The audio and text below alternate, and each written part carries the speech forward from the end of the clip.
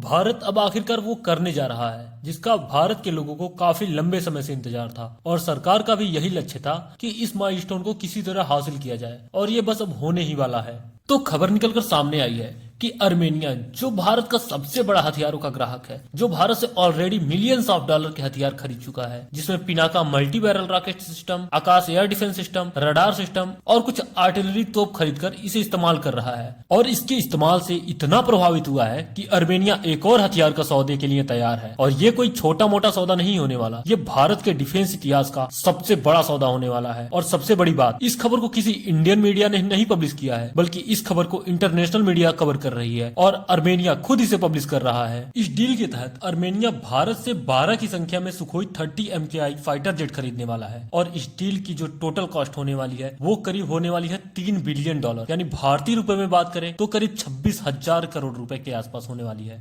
इससे पहले भारत को कभी भी इतने बड़े हथियार का एक्सपोर्ट ऑर्डर नहीं मिला है और इस डील में एक सुखोई की जो कीमत होने वाली है करीब 2,000 करोड़ से भी अधिक होने वाली है। इससे तो ये बात साबित होता है कि इस डील में अर्मेनिया हमसे केवल फाइटर जेट नहीं खरीद रहा, बल्कि ये फुल ऑन ऑपरेशनल मोड में खरीद रहा है, जिसके तहत हम इन विमानों के साथ जितने भी हथियार लगते हैं वे सब साथ में देंगे, जिसमें बियॉन्ड विजुअल रेंज के लिए अस्त्रा मिसाइल, हवा से जमीन पर मार करने के लिए 290 किलोमीटर रेंज वाली ब्रह्मोस मिसाइल शामिल है। और जो भी हथियार हैं हम साथ में इंटीग्रेट करके देंगे, जिससे फायदा ये होगा कि अर्मेनिया को जैसे ही डिलीवर होंगी, अर्मेनिया चाहे तो इसे तुरंत जंग में उतार सकता है। और सुखोई में जो ब्रह्मोस का ये डेडली कॉम्बिनेशन है जो किसी भी फाइटर जेट में नहीं मिल सकता, और यकीन मानिए अगर ये डेडली कॉम्बिनेशन अर्मेनिया ले लेता है तो अर्मेनिया अजरबैजान और तुर्की की सेनाओं में दहशत फैला देगा। हालांकि अब आपके मन में ये सवाल होगा कि अर्मेनिया हमसे क्यों सुखोई खरीदेगा, जबकि अर्मेनिया चाहे तो डायरेक्टली रूस से ये खरीद सकता है, क्योंकि उसके पास ऑलरेडी रूस के बहुत सारे हथियार हैं। यहाँ तक कि अर्मेनिया के पास रूस के सुखोई 30 MS फाइटर जेट भी हैं, जिसे ये इस्तेमाल करते हैं। इसीलिए अर्मेनिया चाहे तो रूस से ये हथियार खरीद सकता है और शायद अर्मेनिया को